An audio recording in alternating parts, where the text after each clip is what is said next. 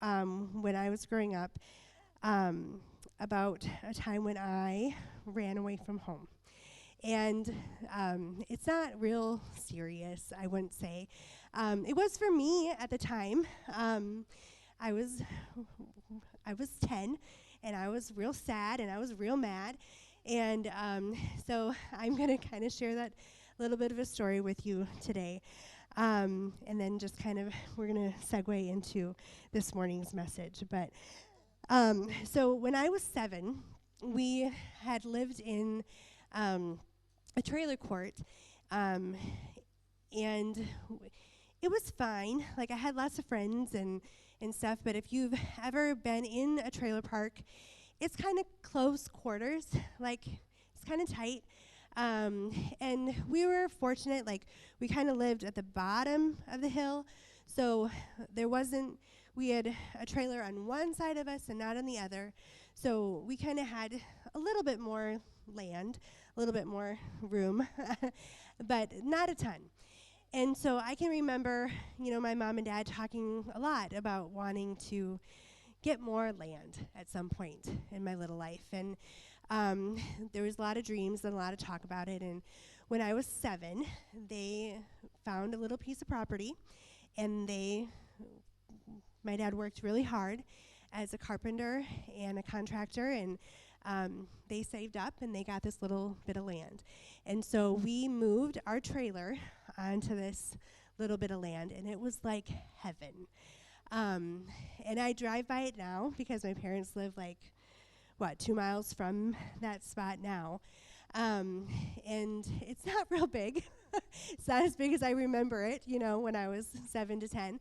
But then it was huge, and it was wonderful. And I remember a lot of my core memories from my childhood are on this property and during this time.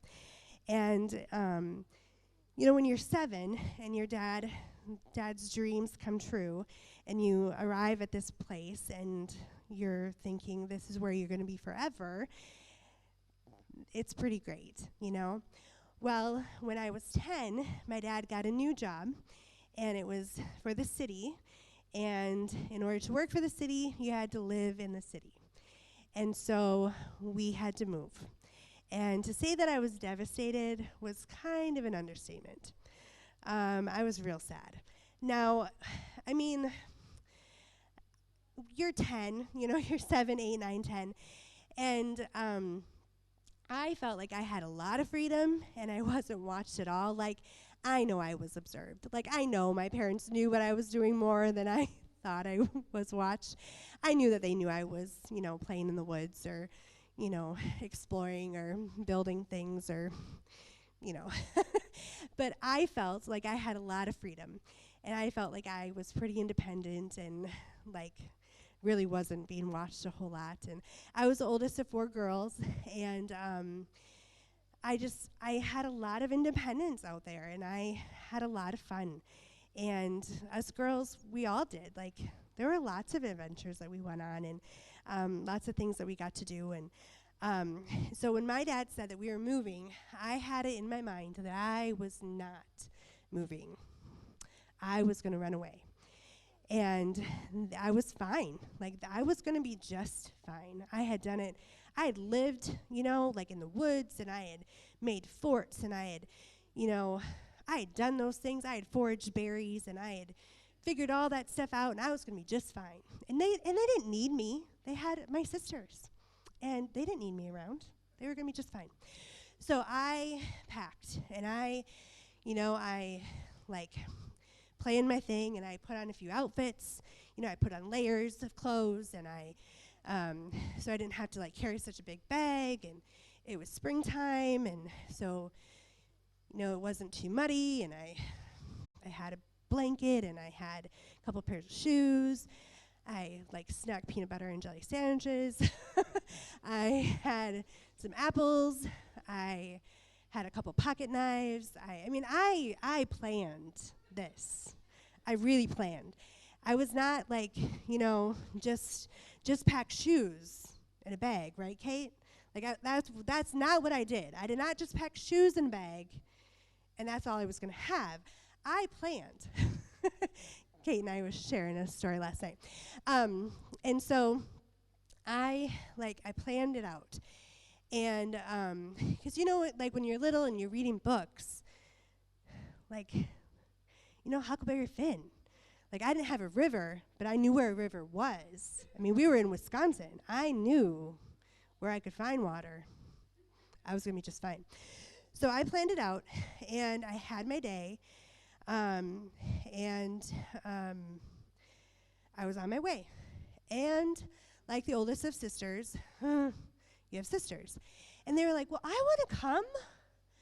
And they, saw me leaving, because I had to leave in the daytime. I had to get a good start in the light. And they were like, well, we want to come. And I was like, no, you cannot come. You have to stay home. And they were like, no, we want to come. I had bags packed. I was on an adventure. They wanted to come too. I was like, no, you may not. You have to go home. And they were annoying. And they were like, no, we are coming. At least two of them. The little one, she was 3. Yeah. Kelsey was 3. Right? 7. No, 3. Yeah. So, no, she was 5. She was 5. She was probably along. And so then she, for sure I couldn't take Kelsey. So they were all coming, and I was like, no, and I was so annoyed. And so I really was like, okay, I'll just hire them out. We'll just pretend we're on an adventure. So I, really just traipsed through the woods, and I went in circles, thinking for sure they would go home. They would get super annoyed with me, and they would just go home. And they did not. And after 2 hours, I was like, forget this. I can't do this. I can't take them along, and I'm not getting anywhere, and I'm losing daylight, because that was my dad's favorite line. We're losing daylight, girls. So I went home. I took them home, and I put everything away, and I thought, I'll just wait for another day. And I never did. I went home, and I unpacked my bags, and I never tried again. I dreamt about it. I daydreamed about it. And it didn't mean that I, was fine then about moving. Moving day came, and I still hid in the under the steering console of the car, and wouldn't come out for hours, and everybody was looking for me, and I was still sad. I was still really determined not to leave, and I was real sad. But that's just kind of how that went. And you hear funny stories, of little ones, being 4 and be like, I am running away. And they make it to the end of the driveway, and, they just sit down, and they're like, but they don't go too far. And those are the funny ones, right? Or Kate, she was determined, and all she packed was shoes. And she's like, I don't know what I was going to do with those shoes. I was going to make a fire and burn shoes, and, I don't know. We have funny stories, and then maybe not so funny stories. Maybe some of you have stories of running away. Maybe they are painful stories. Maybe they're stories that you actually did have to go. And maybe it was a painful circumstance and you had no other choice. Maybe you left a painful situation and there really wasn't any other option and you just had to go. Maybe we find ourselves in places where we just think that our way is better. We have something to prove, and we think that our way is just better, and we can figure it out. And we, that we can try it on our own. We have something to prove to somebody else, or we have something to prove to ourselves. But the thing that I think that I want to make a point more than anything else this morning is that when we think our way is better than God's, more often than not, we can find ourselves in a place more painful than we expected it to be.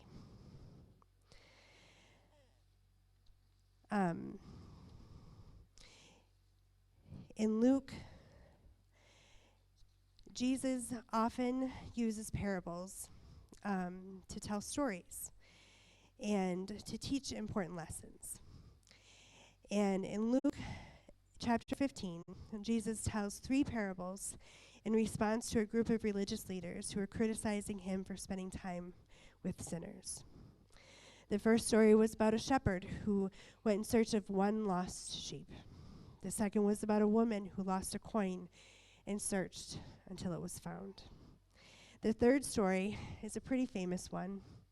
If you've been in church in any kind of way, you've probably heard it, about a prodigal son. And in this story, the prodigal son is a picture of what happens when you run from God. In the story, the father represents God and the son represents us. Luke 15, verse 11, Jesus continued, "There was a man who had 2 sons. The younger one said to his father, 'Father, give me my share of the estate.'"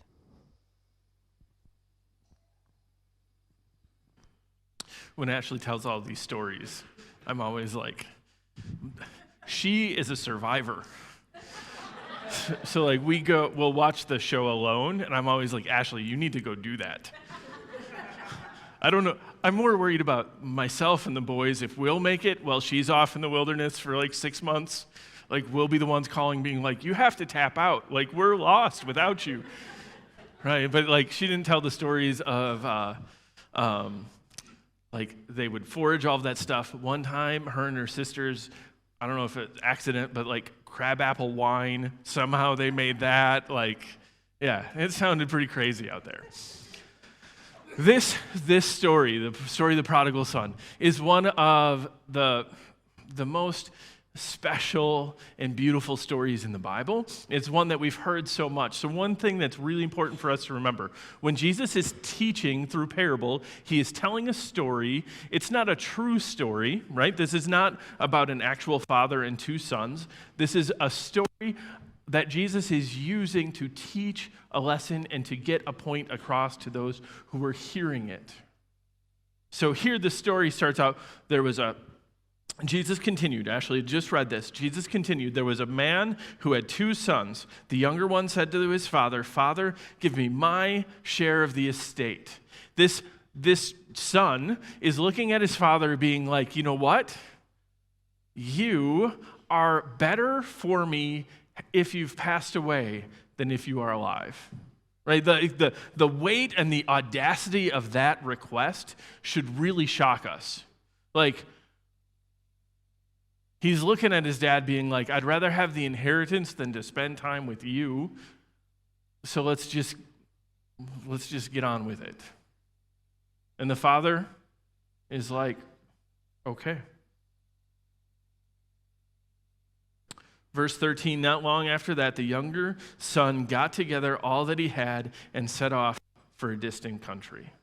Right? He got together all that he had, like Ashley talked about, pocket knives, all this stuff. This son got together everything that he had, and this wasn't like a backpack trip across Europe. This wasn't like you've graduated high school, you're on to either your own job or college. This was, I am turning my back on my father and the family. And remember that this is a story about a father and a son, but it's really, what Jesus is really teaching us is about us and about humanity and the relationship to the Father. So when we talk about home and we talk about the Father, we are talking about our relationship with God.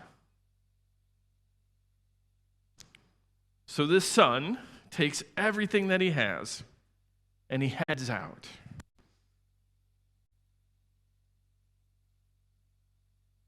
I have been a Christian as long as I can remember. I've been a pastor for 15 so years. You love to meet new people. You learn new people. You learn their stories. There have been so many times where I've heard stories of people who have either come back to a relationship with God or who have turned and walked away from him. So some of this morning, what we're going to look at is the question, why do people run from God? Why do people run from God? The first one would be, God's boundaries feel like restrictions or punishments. right? Like as we read the Bible, as we grow in this understanding, it's understanding that God designed us and created Christianity to have some boundaries in it, because outside of those boundaries are things that lead to death and not life. But sometimes those boundaries, we can bounce up against them and it can be frustrating. But we have to understand and believe that God gives them for us for a reason. But sometimes we run because we have a hard time believing that God's boundaries feel like restrictions or punishment. Sometimes we run from God because we want to prove that we don't need anyone or anything. Right, Ashley in this 10-year-old girl frame of mind was like, I have pocket knives, I can find berries, I will be fine. Sometimes we can be like, I don't need God, I can figure this out on my own. Another one is, we run from God because we have disappointment with people that leads to anger with God. This one is really, really common, right? If you've been around church long enough, whether it's this church or any church, if you've been around Christians long enough, you understand that we are not perfect and we don't have this all together. And at times we will do things that are sinful and we will do things that hurt people. And sometimes through those experiences, it's easy for us to blame God for the acts of other people. Growing up, I grew up homeschooled, so I was around Christian kids all the time, right? And so I was homeschooled all the way through high school with a bunch of my friends. And I often think back to a lot of the kids that I went to homeschool group with. And a lot of them, I would say, kind of walked away from their faith or walked away from their relationship with God. And I've been thinking about it quite a bit over the last few years, and I think some of the reasons are they felt like maybe the church wasn't completely honest with them, right? Like as they kind of learned about Christianity, they were like, oh, some of the rules that we had weren't really there, or just kind of frustrations with it. I definitely have friends who would say that they left the faith and the church because someone in authority hurt them or betrayed their trust. I have friends who blame God for things that happened to them, some really painful, hurtful things. I have friends who would say that they've walked away from their relationship with God because they decided that living for Him just wasn't worth it. I have friends who left their relationship with the church and with God because their church was too political, and other friends who would say that the church is not political enough.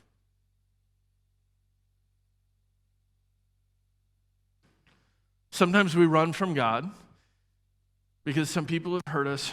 Sometimes we run from God because we've made poor relationship choices.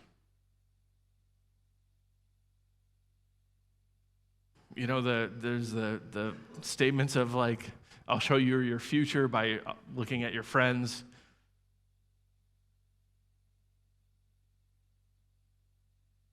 Sometimes we've surrounded ourselves with people who are not an encouragement and not a help to us.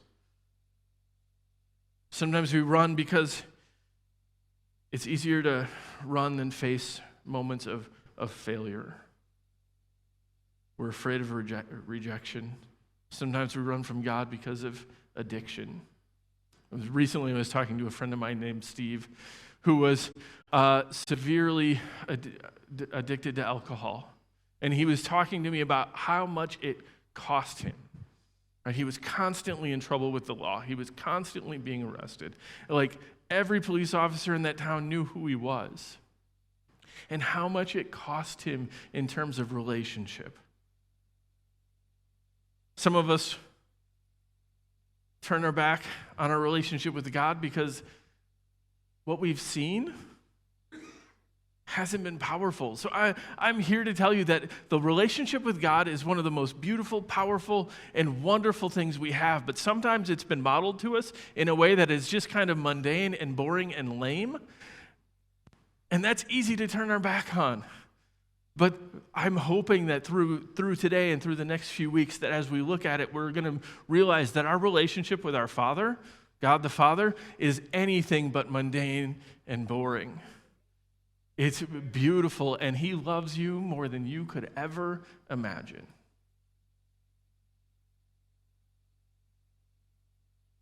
Sometimes we run because we're lonely. Sometimes we're running from something. Sometimes we're running to something. But regardless of the reason, at times, we have looked at our relationship with God and we've tried to make the decision, am I moving towards him or am I choosing to go away from him? Back to verse 13, not long after that, the younger son got together all that he had and set off for a distant country. Right? So he is leaving, and there are some consequences. Right, there's both consequences to behavior, and there's rewards for behavior, and like that's just kind of how we understand and know how life works. When we leave, right, so we're talking about this parable that Jesus says, and the home and the father represent God, right? God is the father in this story, and the home is where the father lives. So this son looks at the father and says, I don't really care if you're alive or dead. I would like my inheritance and I want to go. He got all of his things together and he set out. When we leave, there's a few consequences to it. First one, when we run from God, we lose home. We miss being home. Which is super yeah, we understand that, right? Anytime that you're upset with your parents or whatever, I'm going to run away. It's this I'm choosing not to be here anymore. But part of what that home is when we're talking about our relationship with God is it is safety. Right? When we choose to run from God, we understand that there is this sense that God is protecting us. In Romans, it talks about how he gave them over. And it's this I'm choosing to step out, right? As Ashley and the boys and we are in our house, one of my, what I feel is roles and jobs is to make sure that I am a protector, right? If you are here with me, if you're a guest with me, one of the roles that I feel that I have is to protect. So this son is going, I don't need your safety anymore. I don't need your protection anymore. Second thing we leave is the security of home. Right? There's that sense of being I know and I belong someplace. When I get home and I'm hanging out with Ashley and I'm hanging out with our boys, it is this sense of I am where I belong. There are times where I'll find myself in different places, in different moments, and it can feel uncomfortable, but then all of a sudden we get back home and we're hanging out together, and it is this relaxing, I know I'm where I belong. There's also blessings to being in the house. There's blessings to living with God. God's desire to bless us, God's desire to protect us, God's desire for us to be at home with him.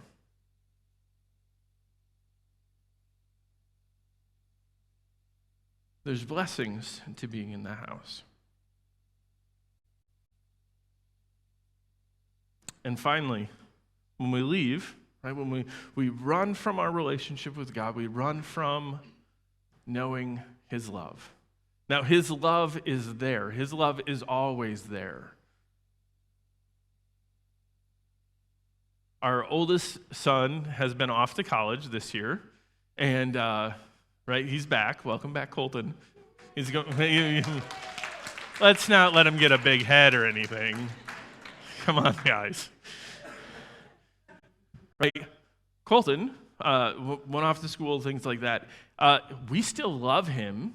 He still experiences some of our love, but it's not in the same way because he's not here. It's not, I probably could be better at texting him or whatever, like every day, hey, love you, kid. I could be better at those things, but he's not in our house to hear it and know it all of the time.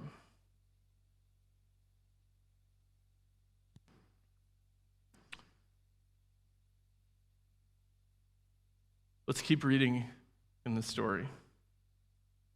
Back to verse 13. Not long after that, the younger son got together all that he had, set off for a distant country, and there squandered his wealth in wild living.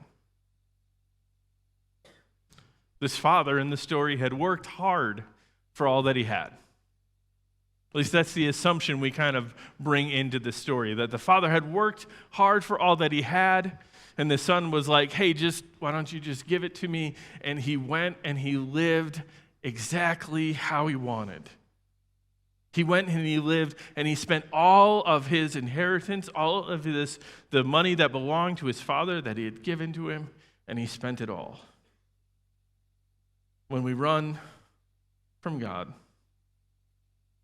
it's easy for us to make bad decisions. Because a lot of times when we run from God, we are making decisions to live for ourselves. And even though we might not think it costs us something, it always does. When we've run, sometimes we'll ask ourselves questions like, how did I get to this spot? I never meant to get here. I never planned for this to be my experience. I never planned for this to happen, but how did I get here? He had spent everything. Verse 14, after he had spent everything. Think about that. This son who was living in a home with security and blessings and love chose to say, I want to go out, live on my own, and walk away from my father, walk away from this place that is full of unconditional love. I'm going to choose to go out on my own. And it says that after he had spent everything.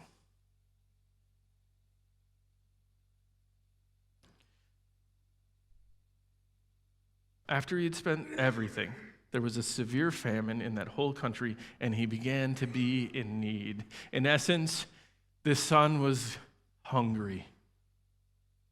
There was a famine, that food would have been scarce. That this is something that people in that time would have known.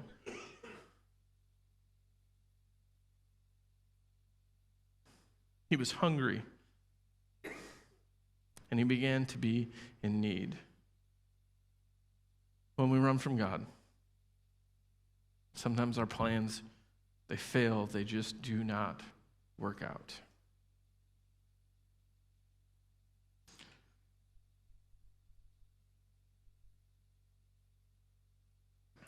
Here's a principle. There's a connection between what is happening in our lives and my relationship with God. There's a connection between what is happening in our life and our relationship with God. And that doesn't mean that every time the things are going bad, that means that we're obviously not in correct relationship with God. Being in relationship with God does not mean that life is going to be perfect or easy. But there is a connection to when we choose to say, I'm going to turn my back, I'm going to walk away, rather than live in the love and safety and security that is our Father's love. Verse 15, so he went and he hired himself out to a citizen of that country who sent him to his fields to feed pigs.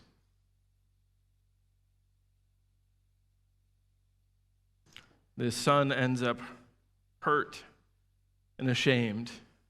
In Jewish culture, the idea that you would be off feeding pigs would be like unimaginable. Pigs would have been unclean, so the fact that he left his father's house and ended up in a place where he is feeding pigs, it would have been like, I can't get any lower. The son is hurt and he's ashamed. And I'm sure he asked questions like, I would really love to go home, but what will my brother, what will my father, what will the neighbors think?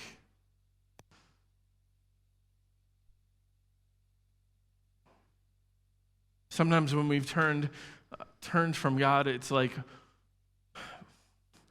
well, if I go back to church, what will those people think? That's like we don't need to ask that question at all. Because it really doesn't matter what our opinion is. It's the opinion of the Father that matters. Verse 16, so the son longed to fill his stomach with the pods that the pigs were eating, but no one gave him anything. Right? He was like, I would even like to eat the stuff that I feed these pigs, but I can't eat any of it. The pigs need it, and no one is there to give me anything. And you got to think back. I'm sure there were people there who helped him spend his money. I'm sure there were people who helped him have all of the fun that they could have. But now, they've all abandoned him because he doesn't have it anymore.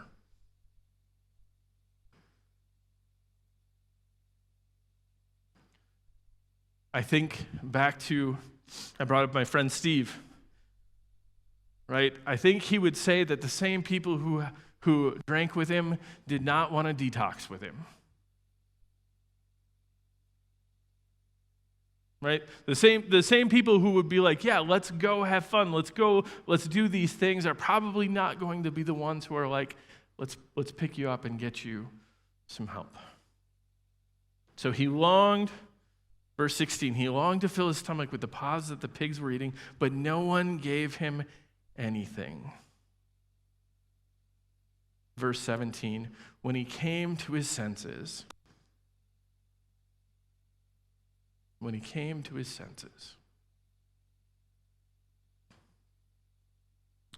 he said, how many of my father's hired men have food to spare, and here I am starving to death?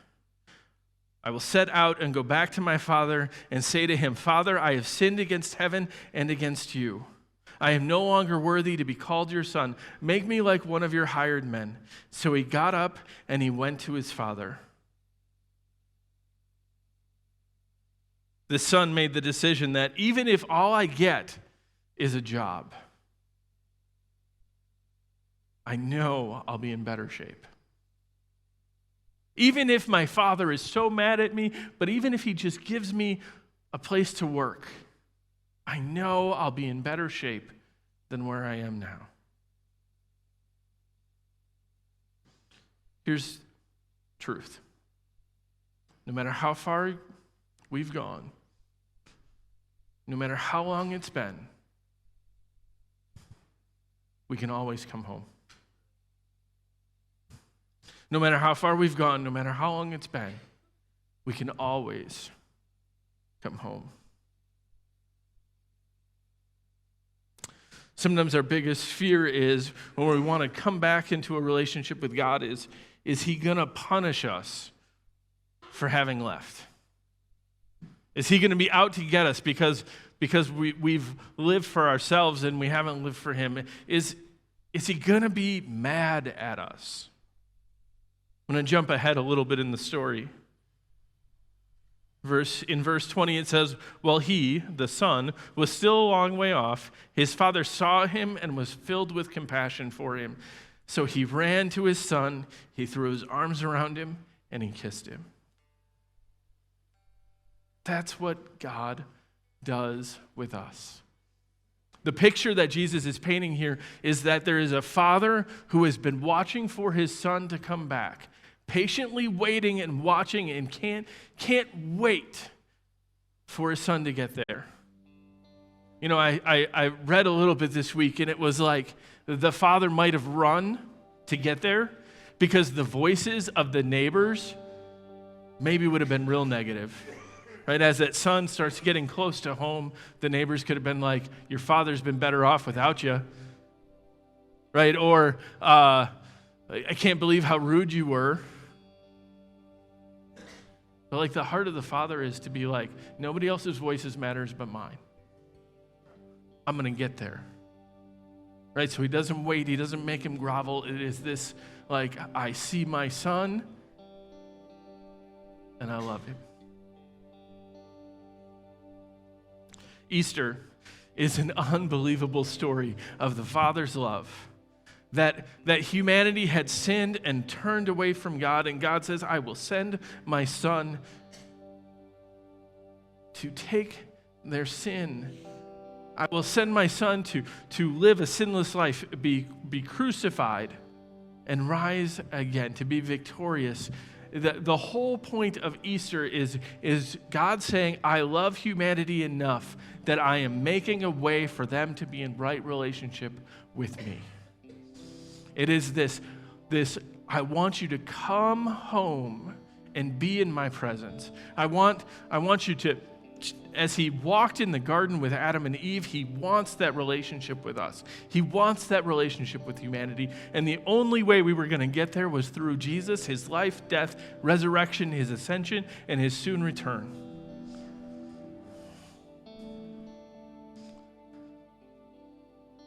So this morning, in a moment, we're going to sing, and then after that song, we're going to take a moment. There'll be some people who would love to pray with you. I'm going to ask that you stand. But this morning has all been designed as an invitation to come home. Maybe you've never followed God. Maybe you've always kind of just had the love of God to be a secondary part of your life. This morning is an invitation for you to say, I'm all in. And God is saying, I am all in with you. I love you. Come on back. Come on back to right relationship with him. Come on back to the love and the safety and the security that comes with being loved by the Father. Craig, if you'll go ahead and lead us in song, I'll be up in a moment.